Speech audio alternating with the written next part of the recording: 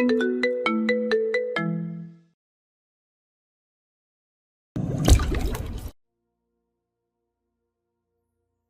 আসছি। নির্জনা বেগম চোখালেন। আলগোছে হাত বাড়িয়ে হাত রাখে রূপকথার মাথার উপরে।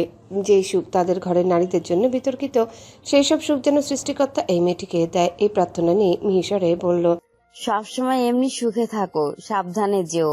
আর ঘরে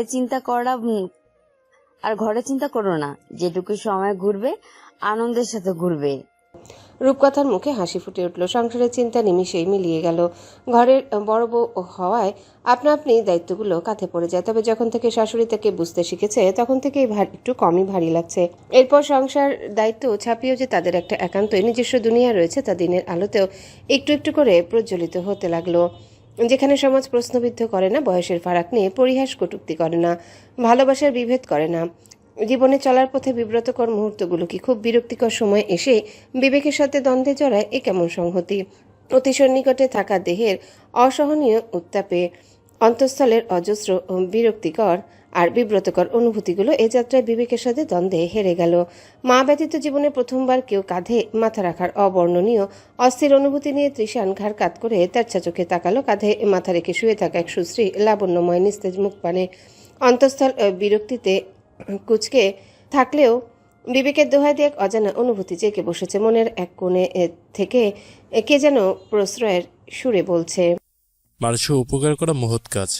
তদুপরি মানুষটি যদি হয় অসুস্থ, তাহলে তো কথাই নেই, এই উপকারের উসিলে অন্তত জান্নাত পাওয়া যাবে।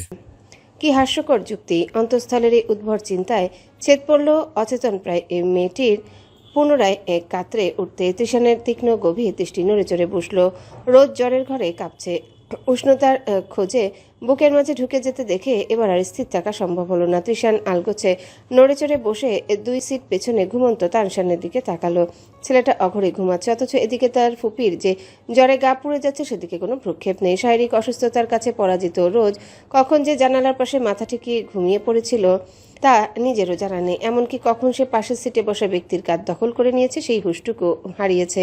বিগত 1 ঘন্টা যাবতেই অস্বস্তি নীরবে শুয়ে যাওয়া তৃষান এবার রোজের পাণ্ডুর মুখের দিকে তাকালো। গুরুগম্ভীর কণ্ঠে ডাকলো, রোজ, শুনতে পাচ্ছ?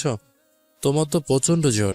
অচেতন রোজ নিরুত্তর। নিরুপায় তৃষান দ্রুত কাঁধের ব্যাগে কোনো গরম কাপড় খুঁজলো, কিন্তু গোটা কয়েকটা টি শার্ট আর তোয়ালে ছাড়া কিছুই মিলল না। বিরক্তিতে চবর্গীয় শব্দ করলো তৃষান। অগত্যা সে টাওয়েল দিয়ে রোজকে পেঁচিয়ে নিল। তবুও কেঁপে যাচ্ছে মেয়েটা। দাঁতে দাঁত চেপে তৃষান ইতস্ততা নিয়ে এক হাতে জড়িয়ে নিল অসুস্থ দেহটিকে। রাগে গজগজ করতে করতে আওড়ালো, কেমন কাণ্ড জ্ঞানহীন মানুষ, এমন অসুস্থ একটা মানুষকে ট্রিপে পাঠিয়ে দিয়েছে। লোক দেখানোর ভদ্রতা মুখোশ পরা একটা সম্ভবত পরিবার, ভিতরে সব কিছু নিচু। নিজের ঘরের অবিবাহিত বোধবুড়ো বোন হয়েছে, আর সেখানে বোধবুড়ো ভাই বিয়ে করেছে। বোনের থেকেও ছোট্ট একটা মেয়েকে। নেহায়াতি বুকে জমা ব্যথা ক্ষোভের বহিঃপ্রকাশ ছিল তৃষানের বিড়বিড় করা প্রতিটা বাক্যতে। চলন্ত বাসে তৃষান হাঁক ছেড়ে একজন ম্যামকে ডাকলো। তানশানের বায়োলজি শিক্ষিকা মিসেস মুনিরা ফিরে তাকালো। কোনো সমস্যা তৃষান? তৃষান হাতের ইশারায় নিজের কাঁধ দেখালো। অসুস্থ মনে হচ্ছে আন্টি, কিছু করুক, গা পড়ে যাচ্ছে জ্বরে। পরিবারের লোকজন কত কাণ্ড জ্ঞানহীন বলুন, এমন অসুস্থ মানুষকে ট্রিপে কি করে পাঠালো? মুনিরা ম্যাম সহ 2জন টিচার ততক্ষণে ছুটে আসলো। ইংরেজি টিচার চিন্তিত কণ্ঠে বললেন, তানসানের বাবা আমায় বলে গিয়েছিল রোজ খানিক অসুস্থ, ওর খেয়াল রাখতে, কিন্তু এভাবে অসুস্থ হয়ে পড়বে তা তো বুঝিনি। আমারই খেয়াল রাখা উচিত ছিল। মুনিরা ম্যাম, আপনি একটু ওকে দেখুন, আমার কাছে ওষুধ আছে। তৃষান মুনিরা ম্যামের সিটে বসলো আর মুনিরা ম্যাম রোজকে জড়িয়ে ধরলেন। ততক্ষণে তানশানের ঘুম ভেঙে গেল। বাবা তাকে ঔষধ দিয়ে দিয়েছিল। তারা খাবার খাইয়ে ওষুধ খাইয়ে দিলে ঘন্টা খানেকের মধ্যে রোজের জ্বর কিছুটা কমলো। পৌঁছাতে 4.5 ঘন্টার মতো সময় লাগলো তাদের। রোজের যখন হুঁশ ফিরল তখন সে নিজের পাশে মুনিরা ম্যামকে পেল। রোজকে চোখ খুলতে দেখে মুনিরা ম্যাম মৃদু হেসে বললেন, এখন একটু ভালো লাগছে রোজ? রোজ এলোমেলো আড়ষ্ট দৃষ্টি ফেলে বলল, ভালো লাগছে ম্যাম। আমি আপনাদের ঝামেলায় ফেললাম। আসলে হঠাৎ করেই শরীরটা খারাপ হয়ে যাবে আমি বুঝিনি। 2 দিন যাবত আমি সুস্থই ছিলাম, তাই ট্রিপে আসার জন্য রাজি হয়েছি। কিন্তু তার কথার মাঝেই মুনিরা ম্যাম ব্যগ্র কণ্ঠে বললেন, এত কৈফিয়ত দিতে হবে না মেয়ে, অসুস্থতা কি বলে কয়ে আসবে?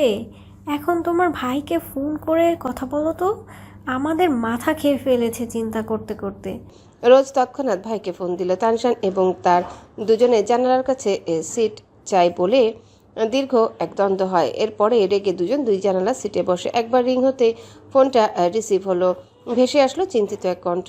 রোজ, ঠিক আছো? শরীর খুব খারাপ করছে? কষ্ট হচ্ছে? ভাইজান কি তোমায় নিয়ে আসবো? ট্রিপে যাওয়ার দরকার নেই। একটু শরীর খারাপ করছিল ভাইজান, এখন একদম ঠিক আছি। সকালে ওষুধ খাইনি, তাই অসুস্থ হয়ে পড়েছিলাম। তুমি কোনো চিন্তা করো না। তপবন ড্রাইভ করতে করতে অনুতাপে সুরে বলল। ভাইজান তোমায় কষ্ট দিচ্ছে রোজ? রোজ থমথমে মুখে বলল। এভাবে কথা বলবে না ভাইজান, কষ্ট কেন দেবে? তানশানের খুশির কাছে কোনো কষ্টই কষ্ট না। তবে যত কষ্টই হোক না কেন, আমাদের এইভাবে একসাথে সবার শখ আনন্দ ধরে রাখতে হবে। আমি একদম ঠিক আছি, তুমি চিন্তা করো না তো। তপবন ম্লান হাসলো বোনের কথায়। এই জীবনে অনেক বিদঘুটে পরিস্থিতিতে পড়েছে, কিন্তু তাদের ভাই বোনের মাঝে কোনো কলুষতা ঢুকতে পারেনি। কেউ বলতে পারবে না তারা সৎ ভাই বোন। ভাই বোনের মধ্যে আবার বিভেদ থাকে নাকি? নিজের খেয়াল রেখো। ভাই ফোন কাটলে মুনিরা ম্যাম উঠে অন্য সিটে গেলেন। একটা রেস্তোরাঁর সামনে গাড়ি থেমেছে। রোজ চোখ বন্ধ করে জানালায় মাথা টেকালো। কিয়ৎকাল বাদ কপালে নমনীয় এক স্পর্শ অনুভব হলো। রোজ চোখ খুলতে তাকাতেই তানশানের পাণ্ডু মুখটি ভেসে উঠল। রোজ হাসলো।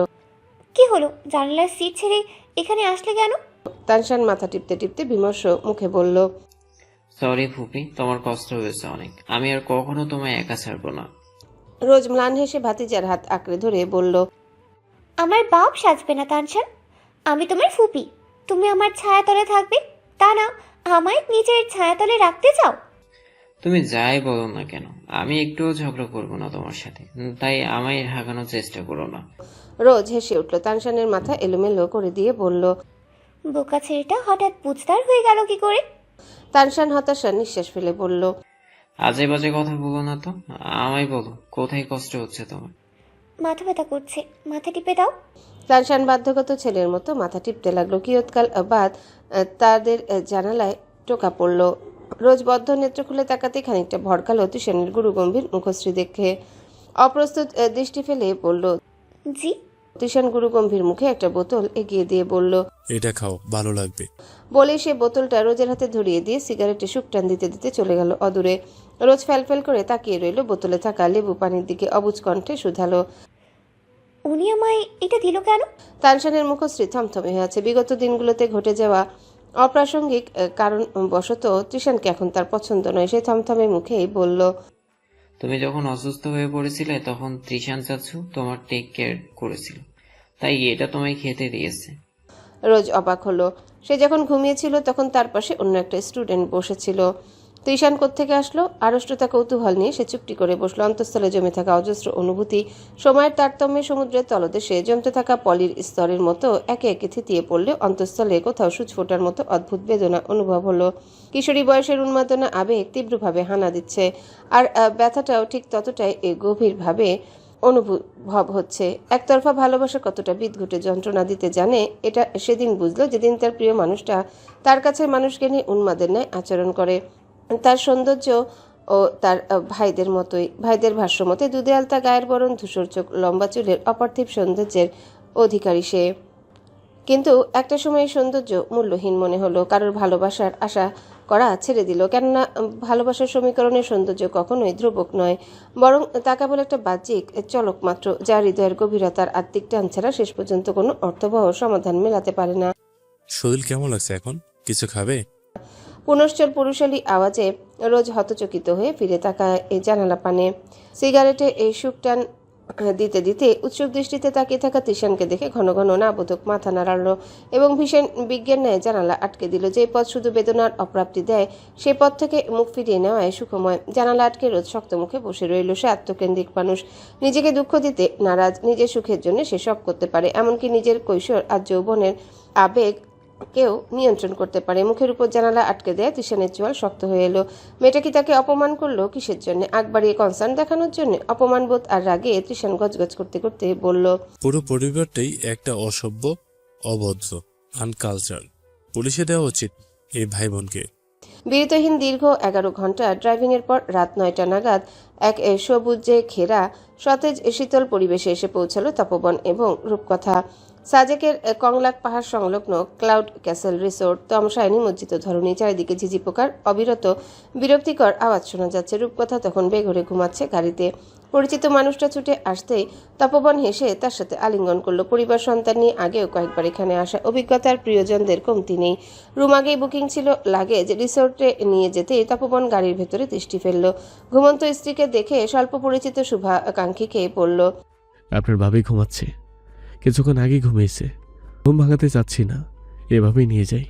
লোকটা বিগলিত হেসে বলল, এ জি জি, অবশ্যই অবশ্যই। আগের বার যখন এসেছিলেন তখন একা ছিলেন। আমি আমি কখনো ভাবিনি যে আপনি কখনো স্ত্রী নিয়ে এখানে আসবেন। লোকটার কথায় প্রহসন ছিল নাকি অন্য কিছু কে জানে। তপবন সরল হাসি নিয়ে বলল, আমিও ভাবিনি। যাক যাক যাক, সব আল্লাহর ইচ্ছা। আসুন ভাই আসুন। আপনি যান, আমি আসছি। লোকটা যেতেই তপবন রূপকথাকে পাজাকোলায় করে তুলে নিল। পুরোটা রাস্তা তার মাথা খেয়েছে। তানশানকে ছাড়া কেন আসলো? সে ডানে বামে মাথা নেড়ে রিসোর্টে চলে গেল। জার্নির ক্লান্তির ফলে ঘুমটা বোধহয় একটু বেশি গাঢ় ছিল। রূপকথা দীর্ঘ একটা সময় ঘুমালো, কিন্তু যখন ঘুম ভাঙলো তখন চোখের সামনে ভেসে উঠল সৃষ্টিকর্তার আশ্চর্যজনক জাদুকরী এক সৃষ্টি। সদ্য আলো ফোটা ধরনী তখন ছেয়ে আছে তুলনায় অজস্র মেঘের সামিয়ানায়, যাকে ক্লাউড অফ সি বলা হয়। রেলিংয়ে পিঠ ছুঁয়ে হেলে পড়া দেহটি নির্বিঘ্নে দুটো হাতের তালুতে নিজের ভার রেখে শুয়ে আছে। সমীরণের ঝাপটায় মেঘের হিমশীতল পরশে আর্দ্রতা অচিরে এর সুশ্রী মুখটি সজীব করে তুলল। মেঘের ধূসর সামিয়ানার মাঝে রেলিং ঘেঁষে একে অপরকে আগলে দাঁড়িয়েছে দুই মানবী। নারীটির কোমর ঠেকেছে রেলিংয়ে, অর্ধ দেহ হেলে পড়েছে রেলিং ছাপিয়ে ভয়ার্ত শূন্যের মাঝে। আর সেই হেলে পড়া দেহটি বড্ড অবলীলায় আঁকড়ে ধরে আছে পুরুষটি। রেলিংয়ে কোনোই ঠেকিয়ে দাঁড়িয়ে থাকা তপবন স্মিত হাসল। দুহাতে তালুতে থাকা ভেজা মুখ পানে নিস্তেজ নিস্তব্ধ সেই মুহূর্তে অনুভব হয় সে কাউকে একটু একটু করে কারোর তীব্র মায়ে পড়ছে। চোখে মুখে আছড়ে পড়া উষ্ণ নিঃশ্বাসের বেগ বাড়তে রেলিং ছাপিয়ে পেছনে হেলে থাকা রূপকথার আধা বোঝা চোখের পাতা মেলল। চোখ মেলতেই আগের মতো এক স্বর্গীয় ধরনী ভেসে উঠল। চোখের সামনে কোনো দিগন্তে নেই, আছে শুধু তুলোর মতো সাদা মেঘের এক অনন্ত সমুদ্র। ঝিঝি পোকার সেই বিরক্তিকর ডাক এখন আর নেই। চারিদিকে এক নিবিড় নিস্তব্ধতা, শুধু মাঝে মাঝে দূর থেকে ভেসে আসা নাম না জানা পাহাড়ি পাখির ডাক সেই নীরবতাকে আরও গভীর করে তুলছে। দূষণমুক্ত সতেজ সমীরণে বনফুলের সুগন্ধ, বাতাবি লেবুর কুড়ির গন্ধের আধিপত্য। যেখানে ধরনীর সবচেয়ে অসুখী মানুষটাও বোধহয় সুখ খুঁজে পাবে। অবিশ্বাস্য রূপকথার মুগ্ধ দৃষ্টি স্থির হলো মুখের উপর ঝুঁকে থাকা মুখ পানে। সদ্য ঘুম থেকে ওঠার অলসতা কাটিয়ে আঁকড়ে ধরল পুরুষালী গলদেশ, ক্ষীণস্বরে বলল, তানশানের পাপা, হুম। ধন্যবাদ। কেন? এটা স্বপ্নের থেকেও সুন্দর, ঠিক যেন স্বর্গরাজ্য।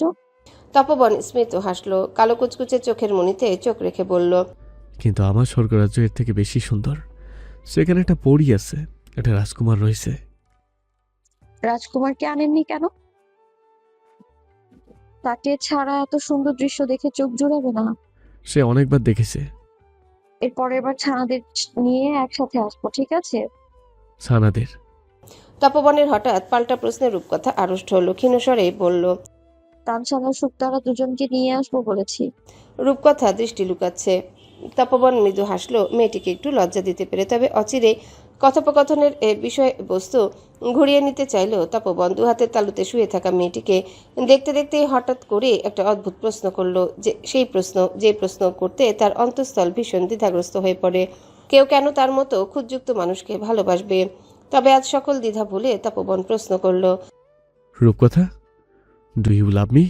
সমীরণের ঝাপটায় মেঘ ছুঁয়ে যাওয়া শীতল পরশ অনুভব করতে থাকা রূপকথার বদ্ধ নেত্রখানিক নড়ে উঠল। তপবনের অস্থিরতাকে প্রশমিত না করে ক্ষীণস্বরে বলে উঠল, হ্যাঁ। কেন?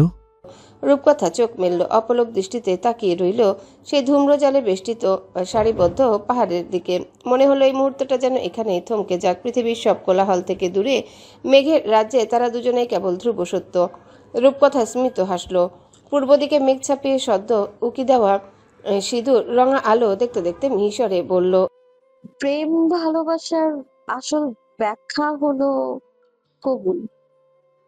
আর এই শব্দটা যেদিন উচ্চারণ করেছিলাম সেদিন থেকেই নিজের সকল অনুভূতির মালিক আপনাকেই করে দিয়েছিলাম। তপবনের অস্থিরতা, জড়তা, দ্বিধা সব মিলিয়ে গেল মেয়েটির শক্তিশালী দৃঢ় জবাবে।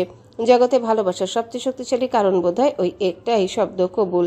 যেই শব্দের জোরে কত অবলীলায় নারীরা অজানা অচেনা এক মানুষের সাথে যুগ যুগ ধরে ঘর করে যায়। রূপকথাও তাদের কাতারে পড়া এক আটপৌরে মেয়ে, যে কিনা কবুল শব্দটির শক্তিতে অসম বয়সের মানুষটার প্রেমে পড়ে। যেখানে ছিল না কোনো চমৎকার গল্প, তবে যেটা ছিল সেটা সুখময় ছিল। আকাশে মেঘ জমেছে, সূর্যের ময়ূখ দুটি লুকিয়ে পড়েছে মেঘের ঘন ঘটার আড়ালে। মেঘের আড়ালে সূর্য হারিয়েছে তার তেজ, আর স্মৃতি ধূসরতায় রোজ হারিয়েছে তার লাবণ্য। পুরনো অনুভূতি, সেই বিদঘুটে সতেজতা এক নিমিষে শুষে নিয়েছে একটা প্রাণোচ্ছল ফুলের সমস্ত প্রাণোচ্ছলতা। স্কুল বারান্দায় আনমনে দাঁড়িয়ে থাকা রোজের চোখে পলক পড়ে বিনা বাড়িধারে আছড়ে পড়া বাজের বিকট গর্জনে। তবুও দেহটি নিশ্চল। বৃষ্টি আসার পূর্ব প্রস্তুতিতে যখন গগন পুরো দস্তুর প্রস্তুত, তখনই নাসারন্ধ্রে ফুরফুরিয়ে প্রবেশ করে পুরুষালী দেহের তীব্র সুবাস। রোজ ঘাড় ঘুরিয়ে তাকালে বিতৃষ্ণা ছেয়ে যায় মুখশ্রীতে। সে পুনরায় মুখ ঘুরিয়ে নিয়ে বুকে হাত গুজে দাঁড়িয়ে রইল। অকারণে ছোট্ট সেই বিরূপ আচরণে তৃষানের মুখশ্রীতে দাম্ভিকতার ছাপ দৃঢ় হলো। থমথমে মুখে বলল, এখানে দাঁড়িয়ে আছো কেন? কেন, কোনো সমস্যা?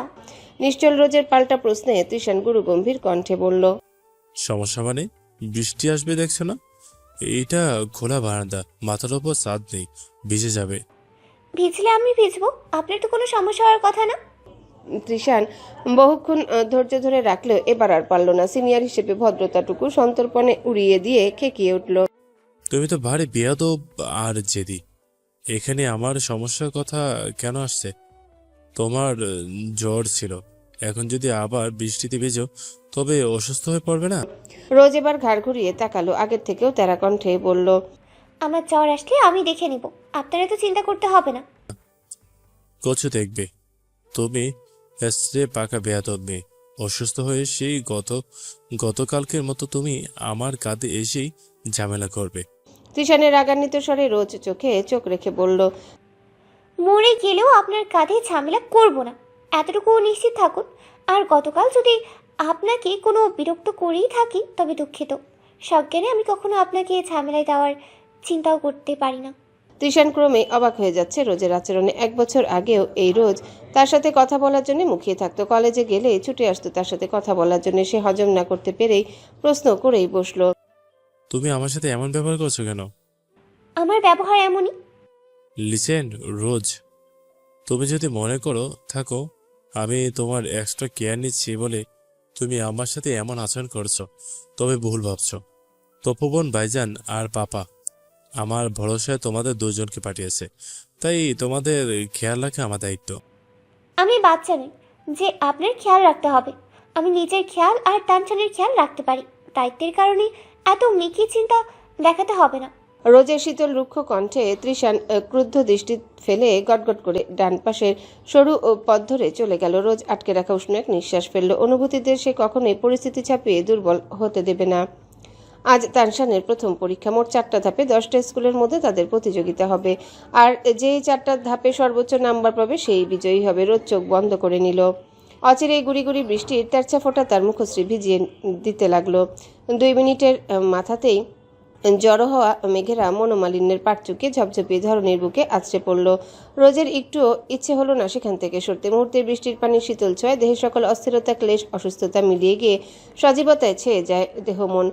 ওষ্ঠকণা আলতো বেঁকে গেল ভেজা মাটির সোদা গন্ধ আর বৃষ্টির শীতল স্নিগ্ধতায়। ডান পাশের গলির ঠিক মোড়ে দাঁড়িয়ে এক জেদি নারী জেদ দেখতে নিমগ্ন পুরুষটির দৃষ্টি থমকে যায়। ফুঁকতে থাকা সিগারেটটা ভীষণ অবহেলায় সরে যায় মুখ থেকে। ফর্সা মেধিন মুখশ্রীতে চুইয়ে চুইয়ে একাধারে সিক্ত হয়ে ওঠা বদনে পরনের পোশাক আটসাট হয়ে লেগে গেল। তৃষান দৃষ্টি সরাতে গিয়েও সরাতে পারল না। অন্তঃস্থল হড়বড়িয়ে বলে উঠল, এত স্নিগ্ধ দৃশ্য না দেখার অপরাধে সারা জীবন আফসোস করতে হবে। কিন্তু মুহূর্তের মাঝে সত্যি আফসোস ছুঁয়ে গেল দৃষ্টির মুগ্ধতায়। মুখ হা হয়ে তাকিয়ে থাকা পুরুষটির চোখে মুখে। সুতির ওড়নাটা পুরো গায়ে জড়িয়ে নিয়ে রোজ ত্রস্ত পায়ে ছাউনির নিচে ঢুকতে তৃষান বিতৃষ্ণা ভরা নিঃশ্বাস ফেলে আওড়ালো, সব জায়গায় জেদ, অথচ এখন জেদ দেখিয়ে একটু থাকতে পারলে না বেয়াদব মেয়ে। নিজের কর্মে নিজেই ভরকালো তৃষান। সিগারেটের ফিল্টার ততক্ষণে আঙ্গুলের নরম চামড়া ছুঁয়ে গেল। আকস্মিক জ্বলনে মৃদু আর্তনাদ করে উঠে হাত ঝাড়তে লাগলো তৃষান। রাগে গজগজ করতে করতে আওড়ালো, নে সবাই জলদি মেরে ফেল আমায়, অসহ্য, সব খারাপ রোজ। বৃষ্টি, সিগারেট, আমি, আমার মন, আমার চোখ, সব খারাপ। বোকার মতো খেপতে খেপতে চলে গেল তৃষান। যে সুনেহারা ম্যাথ পরীক্ষা কেঁদে কেঁদে দিত, সেই সুনেহারা আজ প্রবল আত্মবিশ্বাসের সাথে ম্যাথ পরীক্ষা দিয়ে বের হয়েছে। তানশানের চোখে মুখে মোটেও হেরে যাওয়া দুশ্চিন্তা নেই, বরং চোখ মুখ উপচে পড়া উল্লাস, প্রিয়জনকে জিততে দেখার উল্লাস। পরীক্ষা দিয়ে বের হতেই করিডোরে ফুপিকে ভেজা বিড়ালের মতো দাঁড়িয়ে থাকতে দেখে তানশান অবাক হয়ে বলল, এ কি অবস্থা করেছো নিজের? রোজ কাচুমাচু করছে।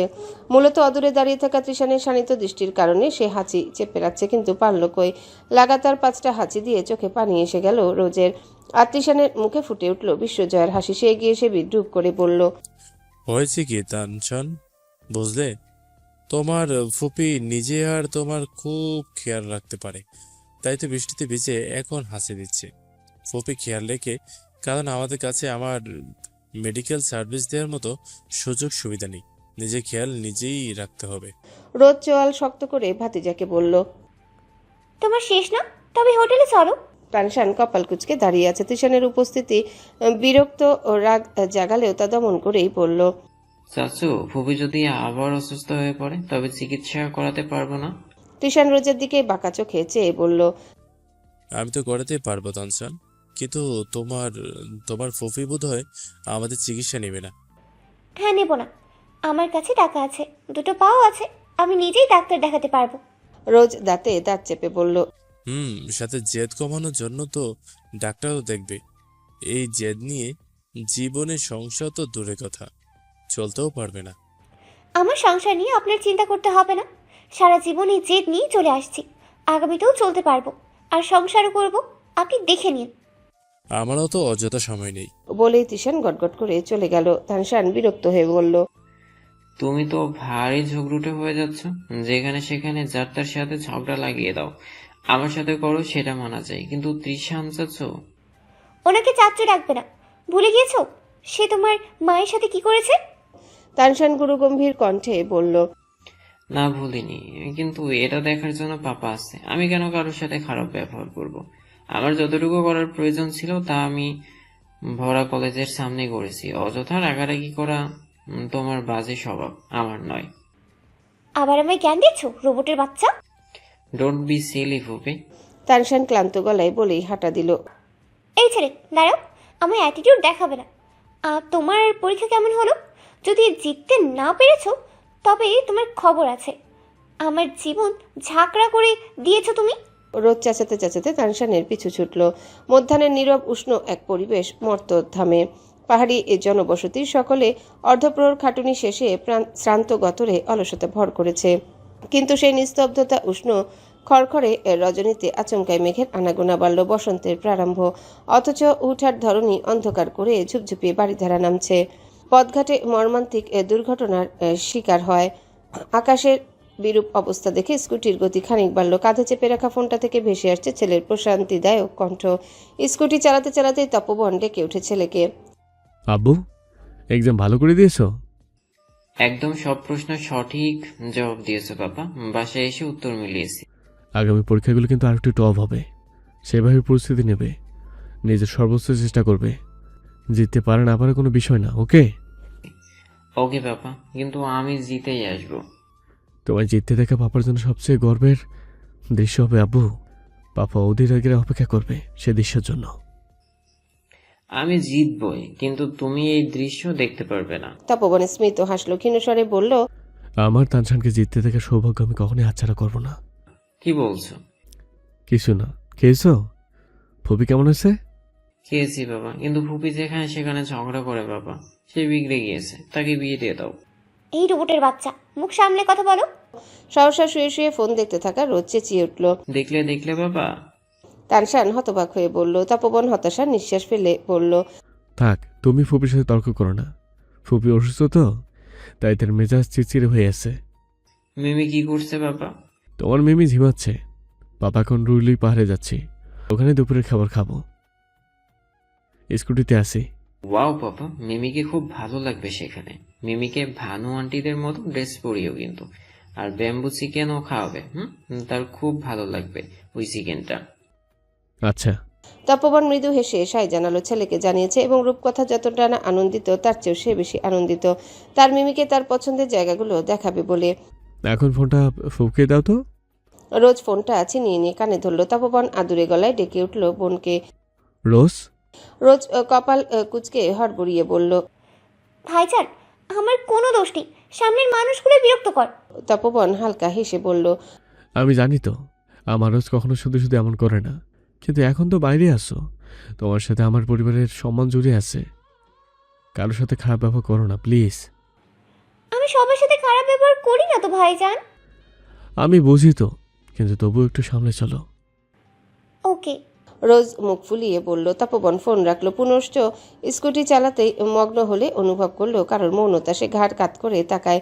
পিঠে আছড়ে পড়ছে উষ্ণ নিঃশ্বাসে। ক্ষীণস্বরে ডেকে উঠে বলল। মুরব্বি, ঘুমিয়ে পড়েছেন? হাতের শক্ত মুঠো থেকে ঢিল হয়ে যাওয়া টি শার্টের অংশটুকু আবারও শক্ত মুঠোবন্দি হলো। মৃদু তন্দ্রাচ্ছন্ন রূপকথা পৃষ্ঠদেশে মুখ ঘষে ঘুম জড়ানো কণ্ঠে বলল। আহা, হোটেলে ফিরে যাবে? না। রূপকথা মাথা তুলে সরব চেঁচিয়ে উঠল। ঘুমে পড়ে যাচ্ছে, তবু মনে হলো এই মুহূর্তগুলো হারানো যাবে না। দায়িত্ব আর সংসার চাপিয়ে এই যে একান্তই রূপকথার মানুষটাকে খুব সহজে আর এভাবে পাবে না। নারীটার মন বুঝতে পারা তপবন অনায়াসে বুঝে গেল মনে জেকে বসা শঙ্কাটুকু। সে ঘাড় ঘুরিয়ে চেয়ে বলল। মিড টাইম এক্সাম শেষে আবার আসবো, তখন আর একটু সময় নিয়ে আসবো। রূপকথার মুখে হাসি ফুটে উঠল। ঘন ঘন মাথা নেড়ে বলল। তানশানকেও নিয়ে আসবো, আমরা একসাথে তো কখনো কোথাও যাইনি। আচ্ছা। কিছুক্ষণের মাঝে তপবন নিজ গন্তব্যে পৌঁছে গেল। ততক্ষণে কালচে গগনের বুক চিরে বাড়িধারা ঝপঝপিয়ে ধরণী ভিজিয়ে তুলল। তপবন মাথা ঝাড়তে ঝাড়তে রূপকথার হাত ধরে একটা উঁচু বাঁশের মাচাং ঘরে উঠল। উঁচু উঁচু বাঁশের তৈরি শৈল্পিক ঘরগুলো অবাক চোখে দেখতে দেখতে রূপকথা মোহগ্রস্ত। তপবন দরজা চাপড়ে কাউকে ডাকলো। মেনু, মেনু আছে? আপনি কি এখানে আগেও অনেকবার এসেছেন? রূপকথার প্রশ্নে তপবন উৎসুক দৃষ্টি ফেলে বলল। 6 বার এসেছি। 6 বার? কাকে নিয়ে এসেছেন? তপবন ভীষণ সাগ্রহে বলতে শুরু করলো। একবার ভার্সিটি 4th বর্ষে থাকলেন আব্বুকে না জেনে বন্ধুদের সাথে বাইকে করে এসেছিলাম। এরপর বলতে গিয়েও থামলো তপবন। বিরতি নিতে হলো। চোখের সামনে ভেসে উঠল চিরচেনা এক নারীর মরা কান্নার মাঠের ভেতরে বসে হাজারি করা। তাকে না নিয়ে সাজেক যাওয়ার অপরাধে কি কান্না। এরপর 2 সপ্তাহের দূরত্ব, অভিমান আর মেয়েটির হাড় কাঁপানো জ্বরে তার ঘোরতর শিক্ষা হলো। এতই জ্বর উঠেছিল যে হাসপাতালে ভর্তি করাতে হয়েছে। সেই শিক্ষা তাকে পুরোটাই বদলে দিল। পূর্বাকে হাসপাতাল থেকে বাড়িতে আনার আগে তপবন দুঃসাহসী এক কাজ করে বসলো। 2 সপ্তাহের মাথাতে বাবাকে এক প্রকার জোর করে সম্বন্ধ পাঠালো এবং 1 সপ্তাহের মধ্যে বিয়ে করলো। পারিবারিক নিয়ম নীতি উপেক্ষা করে মেয়েটিকে নিয়ে বিয়ের 3য় দিনে সাজেকে নিয়ে যায়। তা নিয়ে পরিবার আত্মীয় স্বজনের কত কানাঘুষা। বিয়ে করার আগেই ছেলে হাতছাড়া হয়ে গিয়েছে, তাই এসব উপেক্ষা করে সে মেয়েটির মুখে হাসি ফুটিয়েছিল। সম্পর্কের শুরুতে যে কথা দিয়েছিল মেয়েটিকে কখনোই কষ্ট দেবে না, কথার হেলাপ যে তার দ্বারা হবে না। তপবন ম্লান হেসে রূপকথার উৎসুক মুখ পানে তাকালো। মিহিসরে বলল। এরপর তানশানার পরিবারের সবাইকে নিয়ে প্রতিবার এসেছিলাম। ও, তাই আপনি এখানকার সব চেনেন, তাই না? এখানে ভেনু থাকে, ও লুসাই সম্প্রদায়ের। তানশানকে খুব ভালোবাসে। কথার মাঝে একটা 33-34 বছর বয়সী নারী দরজা খুলে দিল। তপবন চমৎকার হাসলো ভানুর অবাক দৃষ্টি দেখে। ভানু তাদের নিজস্ব ভাষা মিজ ভাষায় বলল। তপু ভাই, কেমন আছো? তপবন বোঝে মিজ ভাষার বলতেও পারে। সে ভানুর মাথায় হাত রেখে বলল। ভালো আছি ভেনু, তুমি কেমন আছো? ভানু ঘন ঘন মাথা নেড়ে বলল। ভালো আছি, ভালো আছি। ছেলে কোথায়? ছেলের সাথে আসেনি। তপবনের কথায় ভানু উকি দিয়ে চাইলেও প্রশস্ত দেহের আড়ালে লুকিয়ে থাকা ছোট্ট একটা মেয়ের অবয়বের দিকে, যে কিনা তপবনের পিঠ ছাপিয়ে শুধু 2 চোখ বের করে তাকে লুকিয়ে লুকিয়ে দেখছে। মূলত সে ভানুর অদ্ভুত পোশাক দেখছে। ভানু হেসে বলল। এই সুন্দর পিচ্চি মেয়েটাকে? তপবন মৃদু হেসে রূপকথাকে টেনে নিজের পাশে এনে দাঁড় করালো। হাসি মুখে বলল। স্ত্রী, ওকে একটু দেখাতে আসলাম, ওকে একটু ছোট্ট ভেনু সাজিয়ে দাও তো। ভানু প্রগাঢ় হাসলো তার কথায়। বিমুগ্ধ কণ্ঠে বলল। এ দেখি একটা ছোট্ট চাঁদ। তপবন ঘাড় ঘুরিয়ে তাকে স্ত্রীর পানে আলতো হাতে নিজের সাথে আগলে নিয়ে দৃঢ় কণ্ঠে বলল। আমার সাথ। ভানু মুগ্ধ হয় তার কথা শুনে। সে জানে মানুষটার জীবনের গল্প। সে বিমুগ্ধ চিত্তে বলল। খুশি হয়েছি খুব। ভালো থেকো, ভালো থেকো। এসো, ঘরে এসো। তপবন রূপকথা ভানুর পিছু পিছু ঢুকলো। বেশ বড় ঘর, চারিদিকে শুধু শৈল্পিক ছোঁয়া আর আভিজাত্য। ভানু কিছুক্ষণ ছোটাছুটি করে এসে হড়বড়িয়ে বলল। খাবার দিই? তপবন মাথা নেড়ে বলল। তোমার হাতের খাবার খাবো বলে তো ছুটে আসলাম। বলতেই ভানু গাল ভরে হেসে ছুটল। তার নিজস্ব ঐতিহ্যবাহী পাহাড়ি খাবারের হোটেল রয়েছে কিছুটা দূরেই। তার স্বামী চালায় আর সে রান্না করে। তার দুটো সন্তান, দুটোই ছেলে। 10 মিনিটের মাঝে ভানু মজাদার মজাদার পাহাড়ি গরম গরম খাবার সাজিয়ে দিল মেঝেতে। নিজ ভাষায় বলল, আগে খাও, তারপর পোশাক পরবে। রূপকথা ভীষণ আগ্রহে জুমচালের ভাত আর বাম্বু চিকেন মুখে তুলল। অনুভব করলো এক ভিন্ন জাতির অতুলনীয় স্বাদের খাবার। তপবন তাকে তৃপ্তি সহকারে খেতে দেখে বলল, ভালো লাগছে? খুব খুব। ভানুর রান্না খুব ভালো। আমরা ওর খোঁজ পেয়েছিলাম ওদের হোটেল থেকে। এত মজা পেয়েছিলাম যে ওর বাড়ি পর্যন্ত চলে এসেছিলাম। ও খুব আপন করে নেয় আমাদের। রূপকথা খেতে খেতে শুনলো আরো গল্প। খাওয়া শেষে ভানু তাকে লুসাইদের মতো পোশাক পরিয়ে সাজিয়ে দিল। তপবন অন্য ঘরে অপেক্ষা করছিল। তন্মধ্যে দরজা খুলে কেউ ঢুকলে সে পিছু ফিরে তাকায়। ফিরতে চোখ মুখে উপচে চমৎকার হাসি ফুটে উঠল ছোট্ট চিকন চাকন শুভ্র হাসিমাখা মুখটি দেখে। পরনে তার কোমরতাতে বোনা লাল সাদা ও কালো রঙের নকশা করা পুয়ানফেল থামি বা স্কার্ট এবং করচু ব্লাউজ, যার সাথে ভারী ধাতব গহনা পুতির মালা ব্যবহার করা হয়েছে। রূপকথা নিজেকে ঘুরিয়ে ঘুরিয়ে দেখিয়ে বলল, এগুলো কি সুন্দর, দেখুন। আমার সুন্দর লাগছে না?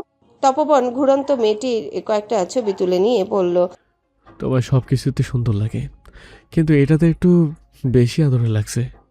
ভানু এসে তপবনকেও পুরুষদের পোশাক পরতে বলল, কিন্তু তপবন নাকচ করলো। সে কখনো পাঞ্জাবি আর টি শার্ট ব্যতীত তেমন কোনো পোশাক পরে না। রূপকথা অনুনয় করে বলল, একটু পড়ুন না, দুজন একসাথে ছবি করে টানিয়ে রাখবো দেয়ালে। মেয়েটির আবদার ফেলার উপায় আর ইচ্ছে না থাকে অগত্যায় তপবন লুসাই পুরুষদের পোশাক পুয়ানবি লুঙ্গি আর করচুর শার্ট পরিধান করে। তপবন কাচুমাচু করে বের হতে রূপকথা কোমরে হাত দিয়ে আপাদমস্তক অবলোকন করলো। সহসা মেয়েটি খিলখিলিয়ে হেসে উঠল। তপবন অসন্তোষের সাথে বলল, হাসবে না মেয়ে, তুমি আমায় জোর করেছো এগুলো পড়তে। আমি তো জানি এগুলো পড়লে আমায় জোকরের মতো লাগবে। রূপকথা হাসতে হাসতে নাকচ করে বলল, আহ, আপনাকে এখন একদম রূপকথার বরের মতো লাগছে। তপবন কাচুমাচু ভুলে আর চোখে তাকালো মেয়েটির পানে। চুলে হাত গলাতে গলাতে এগিয়ে আসে চাপা স্বরে বলল, আগে কেমন লাগতো? আগে কি রূপকথার বর্বর লাগতো না? আগে তানশানের পাপার মতো লাগতো। তপবন স্মিত হাসলো তার জবাব। গিয়ে মেয়েটির পাশে মেয়েটির কোমর আঁকড়ে দাঁড়ালো। ভানুকে নিজ ভাষায় বলল, ভানু, রূপকথার তার বড় একটা ছবি তুলে দাও তো। ভানু হেসে উঠল। দুজনকে ছবি তুলে দিল। বেশ খানিকক্ষণ বাদ তারা বিদায় নিল। বিদায়কালে তপবন ভানুর হাতে 5,000 টাকা গুঁজে দিল। ভানু রাগান্বিত দৃষ্টিতে তাকালে তপবন তার মাথায় হাত রেখে বলল, তাই দিয়েছি, রাখো। ছেলেদের কিছু কিনে দিও আর আমাদের জন্য দোয়া করো। ভানু আবারও আসতে বলল। তপবন নামতে নামতে বলল, আমি না চেয়েছিলে মা ছেলে অবশ্যই আমাকে আনাবে, তাতে কোনো সন্দেহ নেই ভানু। তারা ফ্যান হয়ে গেছে এখানকার। হোটেলে ফেরার পথে তপবন আর স্কুটিতে আসলো না। ওটা চালকের হাতে সঁপে দিয়ে স্থানীয় চাঁদের গাড়িতে করে ফিরল। আগামীকাল ভোরবেলা তারা কক্সবাজারের উদ্দেশ্যে বেরিয়ে যাবে ভাবতেই রূপকথার মন খারাপ হয়ে গেল। দীর্ঘ 1 সপ্তাহ পর যখন নিজের সন্তানকে বুকে জড়িয়ে ঘুমানোর সৌভাগ্য হলো, ঠিক তখনই টের পেল বিগত 1.5 মাসে মেয়ের গড়ে ওঠা এক আশ্চর্য অভ্যাসের উপস্থিতি। রাত তখন 3টা। বাইরে হাড় কাঁপানো শীতের দাপট থাকলেও ঘরের ভেতরটা তখন কৃত্রিম উষ্ণতায় ভরপুর। বুকের মাঝে জড়িয়ে রাখা দেহটি নড়ে চড়ে উঠতেই সদ্য তন্দ্রাগ্রস্ত মৌনতা তৎক্ষণাৎ চোখ মেলে তাকালো। নায়েল বদ্ধ নেত্রে কেঁদে উঠতে মৌনতা তার চোখে মুখে হাত ছুঁয়ে দিয়ে উদ্বিগ্ন কণ্ঠে শুধালো, কি হয়েছে মা? ঘুম ভেঙে গিয়েছে? মামা ঘুম পাড়িয়ে দিচ্ছে তোমায়। অলসাতে মায়ের ফ্রকের কলার আঁকড়ে ধরল নায়েল। ড্রিম লাইটের আলোয় পিটপিট করে চোখ মেলে ক্ষীণস্বরে বলল, পাপা। মৌনতার বুকটা দুমড়ে মুচড়ে গেল। ঘুমের ঘরেও বাবার জব করা মেয়েটির অসহায় মুখশ্রী দেখে। বিগত 1 সপ্তাহ যাবত তো কম বোঝায়নি তার বাবা আর নেই, তবুও মেয়েটি মানতে নারাজ। সে শুকনো ঢোক গিলে বলল, পাপা নেই মা। পাপার কখন আসবে না তোমার কাছে? সহসা নাইল বিরক্তি মিশ্রিত কণ্ঠে কেঁদে উঠল। জেদি কণ্ঠে বলল, পাপা আছে? বলে সে মায়ের বুক থেকে সরে যায়। বিছানা থেকে নামতে নামতে জড়ানো কণ্ঠে পাপা পাপা বলে ডাকতে লাগলো। মৌনতা তার পিছু পিছু যেতে যেতে বলল, পাপা নেই মা। নায়েল শোনে না। নব খুলে ঘর থেকে বেরিয়ে যায় পাপা বলে ডাকতে ডাকতে। সে সোজা গিয়ে থামলো এরোজের ঘরের সামনে। চোখের পানি মুছতে মুছতে জোরে জোরে দরজা চাপড়ে ডাকলো, পাপা ওপেন দ্য ডোর, ঘুমিয়ে পেয়েছে পাপা। দরজাটা কেউ খুলল না, বরং একা একাই খুলে গেল। দরজা চাপিয়ে রাখা ছিল। পেছন পেছনে আসা মৌনতা অবাক হয়ে গেল নায়েলকে এরোজের ঘরে যেতে দেখে। পা বাড়াতে গিয়েও দ্বিধাবোধ হলো। নায়েলের চাচু সকলকে সাফ না করে দিয়েছে তার ঘরে যেন কেউ না ঢুকে, তবুও সে সাহস করে পা বাড়ায়। দরজার সম্মুখে যেতে তার দেহ সর্বশান্ত হয়ে গেল অপ্রত্যাশিত বিব্রতকর দৃশ্যে। তবে সেই দৃশ্যে স্নিগ্ধ এক চিত্র রয়েছে, যদিও সেই সৌন্দর্য মৌনতার দৃষ্টিতে বিঁধল না। তার চোখে শুধু বিঁধল মোনাজাতরত এরোজের বুকের সাথে লেপটে যাওয়া মেয়ে। পুরুষালী গলদেশ আঁকড়ে ধরে নায়েল বুকে সেটে বসলো যতক্ষণ না এরোজের নামাজ শেষ হয়, আর অলস কণ্ঠে ডাকতে লাগলো, বাবা, আল্লাহ দেয়াজ হয়েছে, আমার ঘুমি পেয়েছে, ঘুম পাড়িয়ে দেবে, সত্যি বলবে। দরজার কপাট আঁকড়ে মৌনতা অস্বস্তিতে জড়সড় হয়ে দাঁড়িয়ে রইল। নায়েল কেন এরোজকে পাপা ডাকছে? মৌনতা তখনও জানে না। খুব ঘুমের ঘোরেই নায়েলের বাবা হয়ে উঠে এরোজের নামাজ শেষ হতে এরোজ দুহাতে বুকে জড়িয়ে নিল নায়েলকে। আদুরে কণ্ঠে বলল, কি হলো পাপা, তুমি এখানে কেন? নায়েল তার বাহু ডোরে ভর ছেড়ে দিয়ে বলল, ঘুমি করবে। করবো তো মা, কিন্তু তুমি না ঘুমিয়ে পড়েছিলে? মাম্মার কাছে ঘুমাওনি? নায়েল নাবোধক মাথা নাড়ল, বলল, তোমার কাছে ঘুমি করব। আচ্ছা, তুমি পাপার কাছে ঘুমাবে? এরোজ নায়েলকে নিয়ে উঠে দাঁড়াতে মৌনতা ঝট করে সরে গেল দরজার সামনে থেকে। অস্বস্তিতে হাঁসফাঁস করতে করতে দ্রুত কদমে এগিয়ে যায় পোর্চের দিকে। চোখের সামনে তখনও ভাসছে এরোজ আর নায়েলের ঘনিষ্ঠতার, কানে বাজছে আদুরে কথোপকথন। রাতের আধারে যেন দুজন বাবা মেয়ে নিখুঁত অভিনয় মত্ত। কিন্তু এই ছল কেন নায়েলের অভ্যাস হয়ে উঠল? কেন এরোজ প্রশ্রয় দিচ্ছে? এরোজ ভ্রু কুচকে তাকায় আলতো খোলা দরজার দিকে। ওখানে কেউ ছিল। সে এগিয়ে গিয়ে দরজার বাইরে উকি দিল, কেউ নেই। দরজা লাগিয়ে দিয়ে সে নায়েলকে ঘুম পাড়াতে লাগলো। শরীরের অসহ্য যন্ত্রণে এমনিতেও রাতে ঘুমাতে পারে না মৌনতা, আজকেও পারল না। তবে শারীরিক অসুস্থতা নয়, বরং মানসিক অস্থিরতায়। আনমনা দৃষ্টিতে গ্লাস ভেদ করে এক দৃষ্টিতে ল্যাভেন্ডার ফুলের গার্ডেনে দৃষ্টি এঁটেছিল। তন্মধ্যে নিঃশব্দে কেউ পাশে দাঁড়ালো। মৌনতা চাপা নিঃশ্বাস ফেলে ঘাড় কাত করে তাকায়। প্রশস্ত বক্ষে বেঘরে ঘুমাচ্ছে নায়েল। ধূসর দৃষ্টিতে দৃষ্টি রাখার সাহস হলো না। ক্ষণকাল পূর্বের অস্বস্তি মনে করে মৌনতার দৃষ্টি চুরি দেখে এরোজ স্মৃত হাসল। পুরো পৃথিবী তার সাথে লুকোচুরি খেলতে পারবে, কিন্তু এই ল্যাভেন্ডারের সুবাস কখনোই তার থেকে লুকিয়ে রাখতে পারবে না। মৌনতা থমথমে মুখে বলল, নাইল আপনাকে অনেক বিরক্ত করে, তাই না? আপনি কি সব সময় না জেনে বুঝে কথা বলেন? পাল্টা প্রশ্নে মৌনতা কপাল কুঁচকে তাকালো। মানে? এরোজ দৃষ্টি নামিয়ে চোখে চোখ রেখে বলল, আপনাকে কে বলল নাইলা ভাই বিরক্ত করে? করে না? না, বরং আপনার এই ধরনের কথাগুলো বিরক্ত করে। এগুলো আর বলবেন না আমার সামনে। আপনি আগে আপনার রুমের চারিধারে মানুষকে সহ্য করতে পারতেন না? আগে আমার কাছে আমার দুনিয়া ছিল ঘুম আর নেশা, তার জন্য বদ্ধ নিরিবিলি রুম খুব প্রয়োজনীয় ছিল। এখন দুনিয়া বদলেছে। কিভাবে? মৌনতার উৎসুক কণ্ঠে এরোজ শীতল কণ্ঠে বলল, আগে দেশে ছিলাম, এখন বিদেশে আছি। অসন্তোষজনক জবাবে মৌনতা বিরক্তি নিয়ে বলল, বলতে না চাইলে বলবেন না, কিন্তু ঘুরিয়ে পেঁচিয়ে কথা বলবেন না। আমি সহজ কথাই বলি, কিন্তু আপনি বোঝেন না, আর না কখনো বুঝতে চান। কখনো বোঝার চেষ্টা করতেই পারেন। এরোজের কণ্ঠ বিমর্ষ শোনালো। মৌনতা ঠোঁট উল্টে বলল, আমি কি বোঝার চেষ্টা করব? এরোজ উষ্ণ নিঃশ্বাস ফেলে বলল, কিছু না।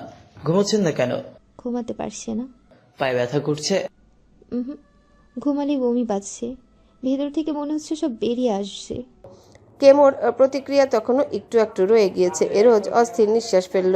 মৌনতার ক্যান্সার কোষ 5%-এর নিচে নামলেও শরীরে অন্য সব কার্যক্রম বড্ড ধীর গতি সম্পন্ন।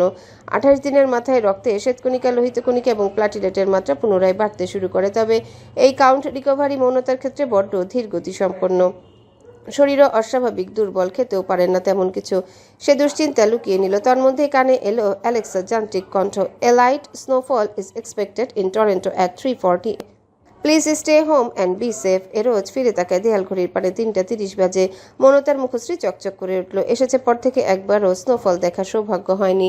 নার্সরা বলেছে আর সে শুধু শুনেছে। সে চঞ্চল কণ্ঠে বলল, 3:40-এ সত্যি স্নোফল হবে? এরোজ তাকায় উজ্জ্বল মুখ পানে, ক্ষীণস্বরে বলল, বাইরে যাবেন এখন? আচ্ছা। মৌনতা উত্তেজিত হয়ে জবাব দিল। পরপরই বলল, স্নো পরে কি করে? শুরুটা হয় কি করে? বাহিরটা এখন একদম শান্ত। একটু পরেই দেখতে পারবেন। পোশাক বদলে নিচে যে টপগুলো আছে সেগুলো আর জিন্স পরে নিন, আর জিন্সের নিচে লেগিংস পরবেন। মাফলার, টুপি, হ্যান্ড গ্লাভস আর ওভারকোট পরে আসুন, আমি পোশাক পরে আসছি।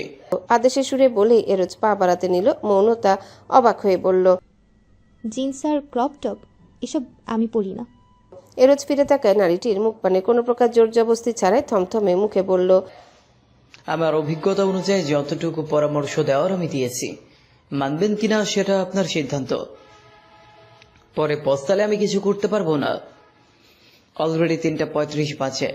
বলে এরোজ নাইলকে নিয়ে ঘরে চলে গেল। দুজন একদম শীতের পোশাক পরে তৈরি হয়ে বের হতে এই দেখলো মৌনতা আরং কটনের 3 পিস সাথে ওভারকোট পরে নিচে দাঁড়িয়েছে। রেলিং আঁকড়ে ধরে এরোজ ডানে বামে মাথা নেড়ে আওড়ালো। বিদঘুটে শিক্ষা ছাড়া আপনি কখনো শুধরাবেন না মৌন। 2 মিনিট বাদে এরোজ নিচে নামলো। নাইলকে গাড়ির ব্যাক সিটে শুইয়ে দিয়ে গাড়ি বের করলো গ্যারেজ থেকে। মৌনতা গেটের কাছে দাঁড়িয়েছিল। এরোজ গাড়ি বের করে জানালা থেকে উকি দিতে দেখলো মৌনতা আর চোখে চেয়ে জড়সড় হয়ে আছে, নাক ঠোঁট লাল হয়ে আছে, চোখে রীতিমতো পানি টলটল করছে। এরোজ ম্লান হেসে বলল, কি? মৌনতা দুপা এগিয়ে জানালার কাছে আসলো, মিনমিনে স্বরে বলল, অনেক শীত করছে, চোখ মেলে তাকাতে পারছি না। এরোজ শান্ত দৃষ্টি ফেললো অনুতপ্ত মুখটি দেখে। ক্ষীণস্বরে বলল, সঠিক সময়ে সঠিক সিদ্ধান্ত নিতে শিখুন মৌন, নয়তো সময় ফুরিয়ে গেলে আফসোস ছাড়া ঝুলিতে কিছুই থাকবে না। মৌনতা মাথা নিচু করে নিল। এরোজ ড্রাইভিং সিট থেকে বের হয়ে বলল, ব্যাক সিটে কালো ব্যাগে আপনার পোশাক আছে, পরে নিন। বাহির থেকে আমার গাড়ির ভেতরে কিছু দেখা যায় না, কিন্তু ভেতর থেকে বাইরে সব দেখা যায়, তাই চিন্তা নেই। মৌনতা এবার আর তর্ক করলো না, নীরবে গাড়িতে ঢুকে পোশাক বদলে নিল। 4 স্তরের পোশাক পরতে পরতে অম্বরে মৃদুমন্দ তুলোর ন্যায় তুষার দেখা গেল। এরোজ জানালায় টোকা দিল। মৌনতা পোশাক টেনে টুনে টুপি পরে জানালা খুলে বলল, হয়ে গিয়েছে, আসুন। এরোজ উকি দিয়ে বলল, বাইরে আসুন, স্নো পড়া শুরু হয়েছে। সত্যি? মৌনতা হুড় মিলিয়ে বের হতেই মুখ থুবড়ে পড়তে নিল। এরোজ রুগ্ন এক বাহু আঁকড়ে ধরে বলল, আপনাকে নিয়ে কোথায় যাব আমি? স্নো কি চলে যাচ্ছে? মৌনতার সেদিকে ভ্রুক্ষেপ নেই। সে তো বড় বড় নেত্রে ছোট ছোট বরফ কুচি পড়তে দেখছে। সে বিস্মিত কণ্ঠে বলল, আকাশ থেকে বরফ কি করে পড়ে? আশ্চর্য বিষয়, এটা কি সুন্দর! বলতেই মৌনতার নাক বরাবর ছোট্ট একটা বরফ কুচি উড়ে এসে পড়ল। মৌনতা বিস্ময়ে আর আনন্দে চেঁচিয়ে উঠল, আরে আরে, আমার নাকে বরফ পড়েছে! নাইল ওঠো, মা দেখো কি সুন্দর বরফ পড়ছে। মৌনতা আকাশপানে চেয়ে চঞ্চল কদমে ছুটছে এদিক সেদিক। এরোজ বিমুগ্ধ চিত্তে দেখছে উল্লাসে মত্ত নারীটিকে দেখতে দেখতে স্মিত হেসে সদ্য ক্যামেরা বন্দি ছবিটা চোখের সামনে তুলে ধরল। ফিসফিসিয়ে আওড়ালো, পৃথিবীর সবচেয়ে সুন্দর নারীটি এখন আমার। ক্যান্সার নামক বিষাক্ত প্রাণঘাতী কোষে আক্রান্ত অর্ধমৃত বিদঘুটে সৌন্দর্যের অধিকারী নারীটি নাকি পৃথিবীর সবচেয়ে সুন্দর নারী।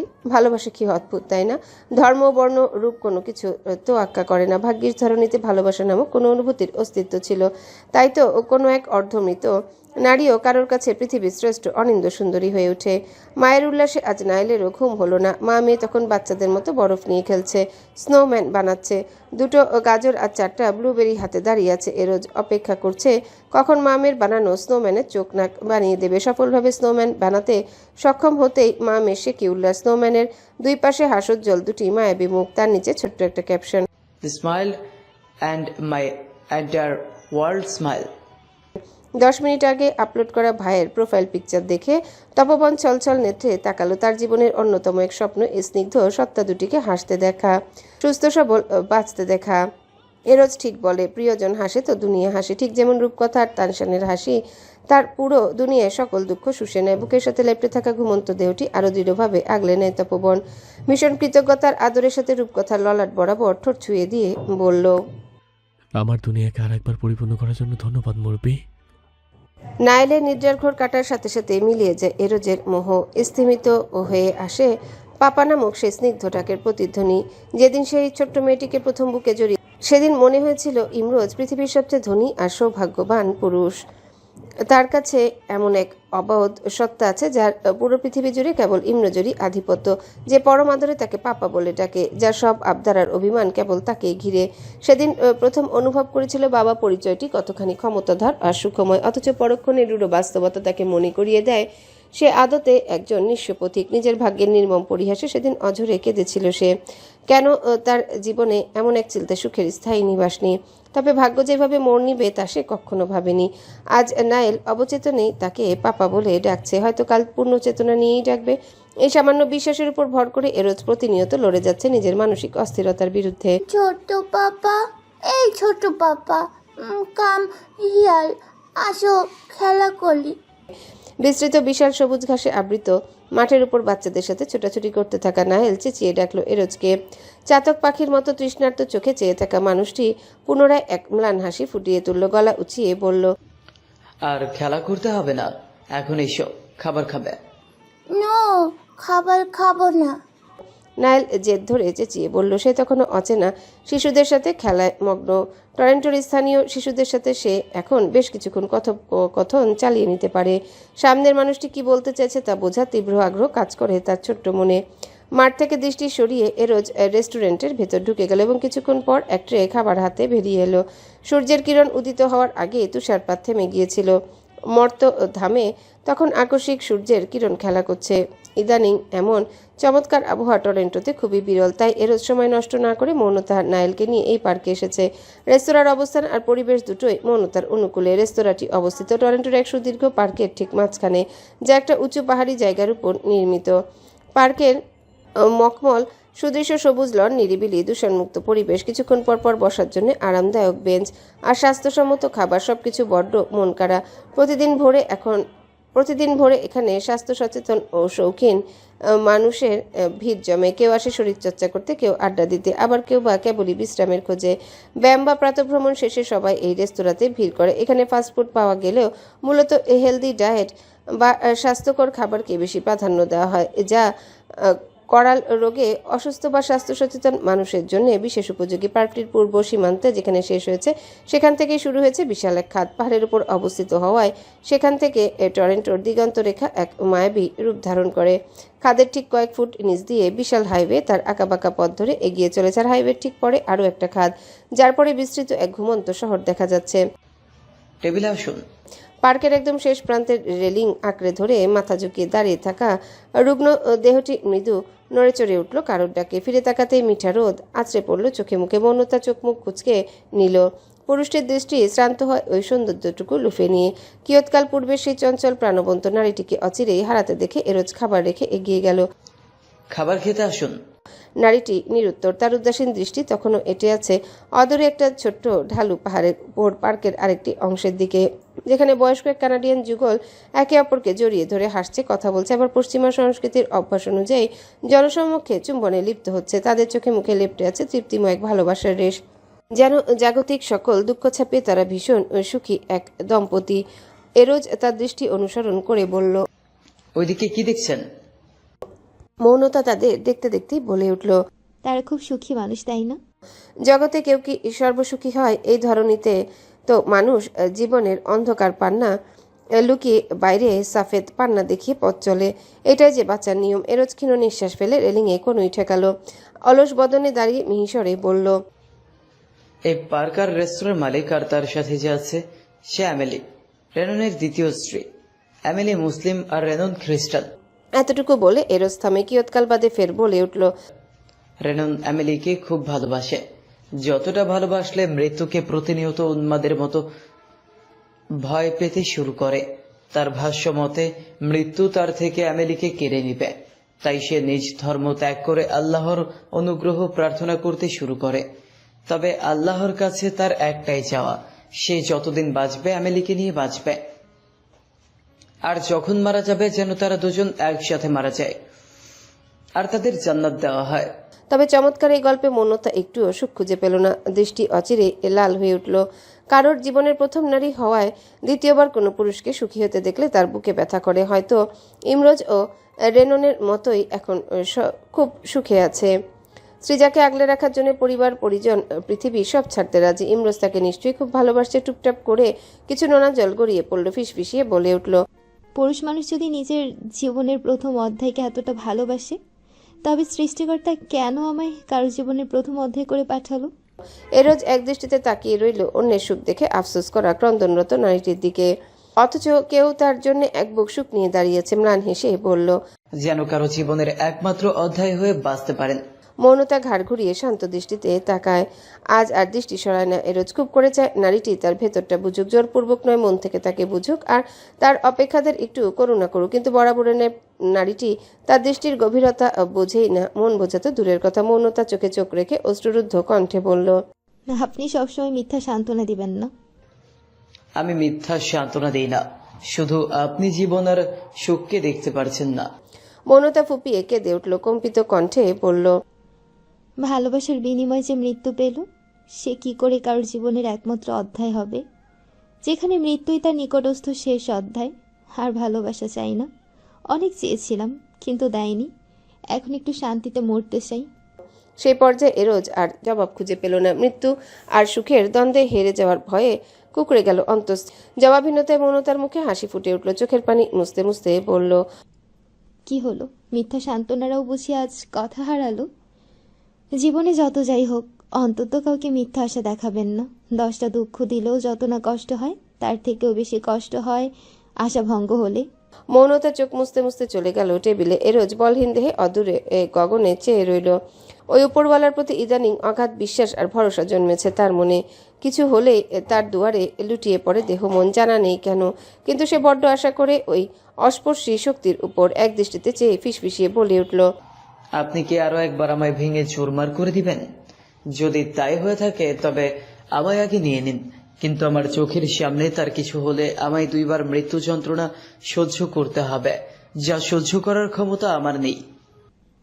এখানকার খাবার খাওয়া কি উচিত হবে? কারোর ভাঙা কণ্ঠে এরোজ এগিয়ে আসলো অতি নিকটে থাকা রাউন্ড টেবিলটির দিকে। টেবিলে বসতে বসতে থমথমে মুখে বলল, এখানে অসুস্থ স্বাস্থ্য সচেতন মানুষদের জন্য আলাদা মেনু থাকে, আপনার উপযোগী খাবারই আনা হয়েছে। ওইসব স্বাধীন ঘাস পাতা? মৌনতার ত্যক্ত কণ্ঠে এরোজ মুখ তুলল, গম্ভীর মুখে বলল, আপনি না মাত্রই খুব যত্ন দেখাচ্ছিলেন নিজের খাওয়া নিয়ে, তবে এখন আবার নাক ছিটকাচ্ছেন কেন? মৌনতা বাচ্চাদের মতো ছোট মুখ করে এগিয়ে আসে পাণ্ডুর মুখে বলে, খাবার দেখলেই আমার বমি আসে, খেতে খুব কষ্ট হয়, তাই ভেবেছিলাম হেলদি খাবারের বাহানা দিয়ে এখন খাবার খাবো না। কিন্তু আপনি তো উদ্ভট মানুষ, জগতে যা কিছু বিরল তা আপনি সহজলভ্য করে দেন, কি করে জানো? এরোজ শান্ত দৃষ্টি ফেললো চোরের মতো মুখ লুকানো নাইটির দিকে। থমথমে মুখে খাবারের প্লেটে এগিয়ে দিতেই মৌনতা চোখ মুখ কুচকে নিল।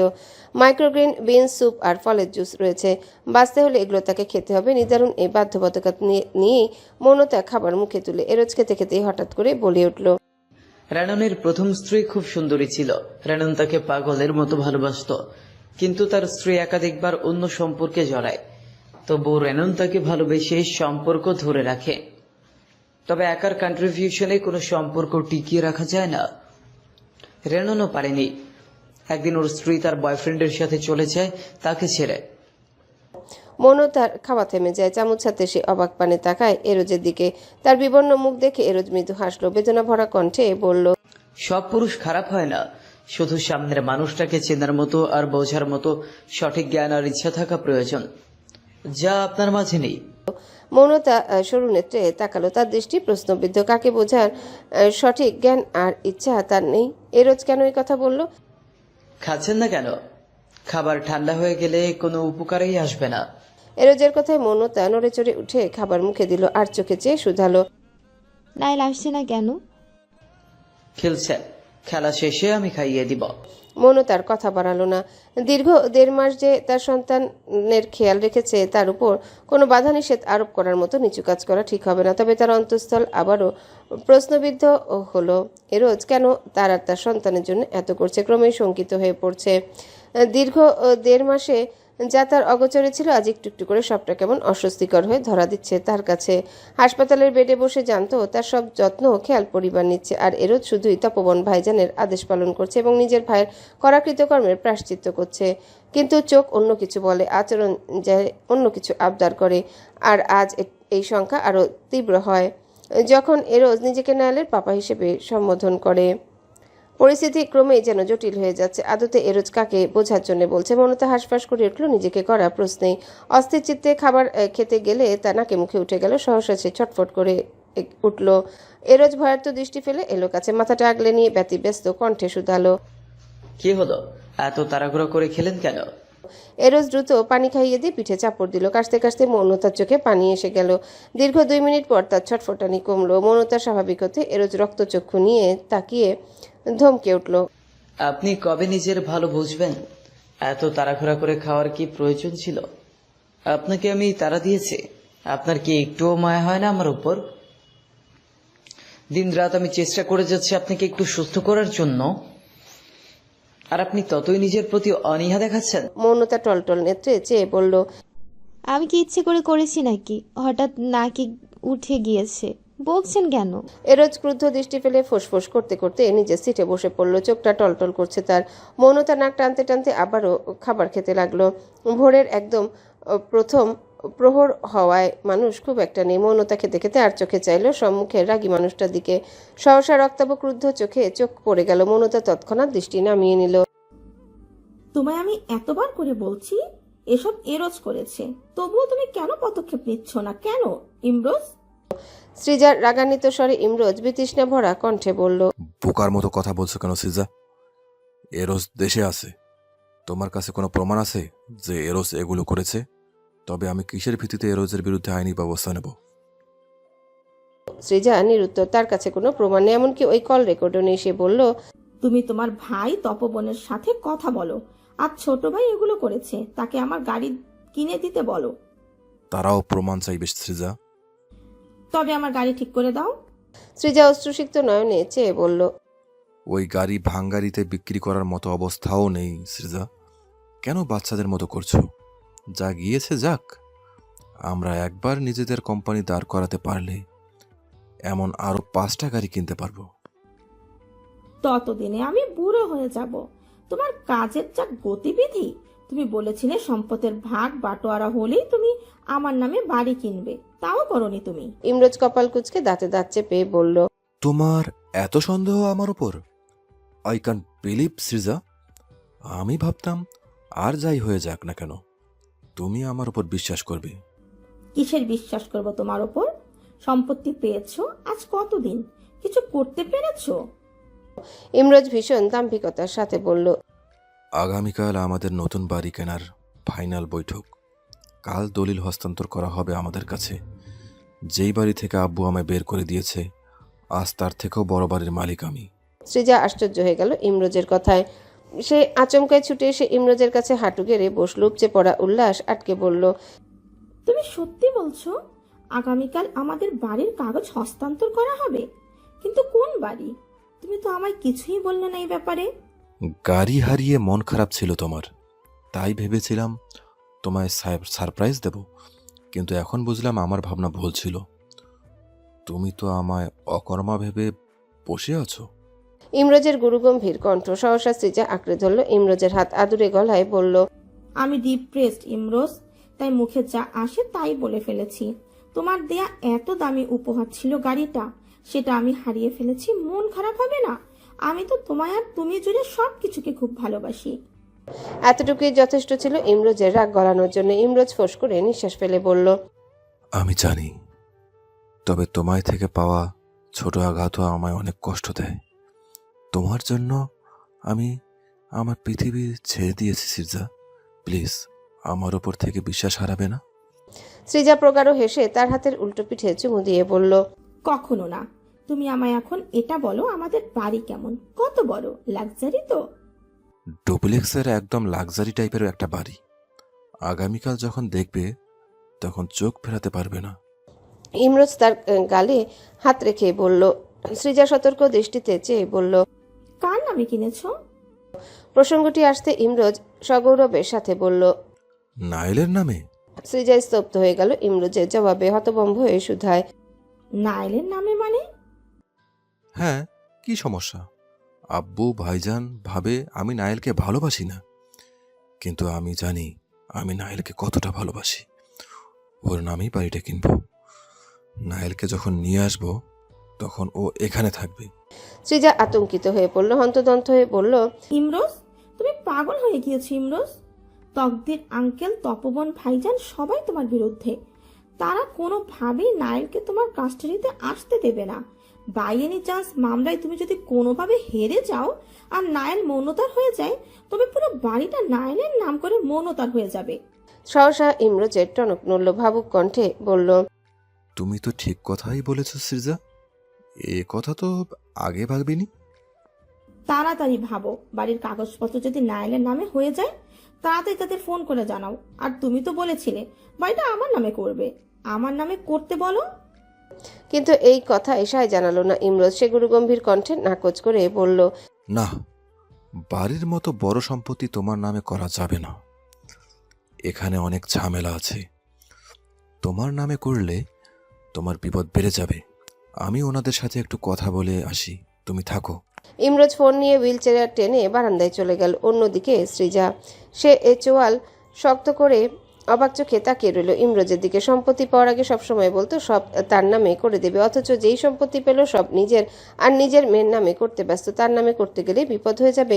ইমরোজ কি তার সাথে কোনো খেলা খেলছে? কিন্তু এই খেলা কতদিন টিকবে? সে যে এই খেলার পুরনো খেলোয়াড়। বাঁকা হাসলো সৃজা।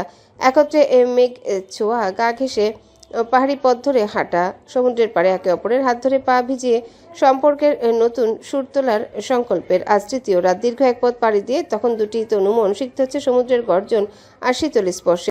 একে অপরের হাত ধরে পা ভিজিয়ে বালু মারিয়ে এগিয়ে চলা মানবী নির্বাক, শুধু অনুভূতির তীব্রতা অনুভব। সমুদ্রের এক একটা গর্জন জানান দিচ্ছে নারীটির অন্তরেরও ঠিক একই অবস্থা। পরনে বেবি পিঙ্ক রঙা ফতুয়া স্কার্ফ আর সাদা স্কার্টটা অর্ধেকটা ভিজে উঠেছে সমুদ্রের উত্তাল ঢেউয়ের ঝাপটায়। তবুও সমীরণের তীব্রতায় তা উঠছে।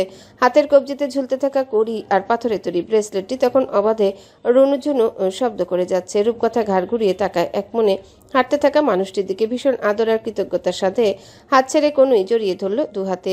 আদরের স্বরে বলল, হ্যালো বন্ধুরা, পরবর্তী পার্ট খুব তাড়াতাড়ি আসবে, তো সবাই অপেক্ষায় থাকো। আর চ্যানেলটি যারা এখনো সাবস্ক্রাইব করোনি তারা পরবর্তী পার্ট দেখার জন্য চ্যানেলটি সাবস্ক্রাইব করে রেখো। ধন্যবাদ সবাইকে, আমাদের সাথেই থেকো।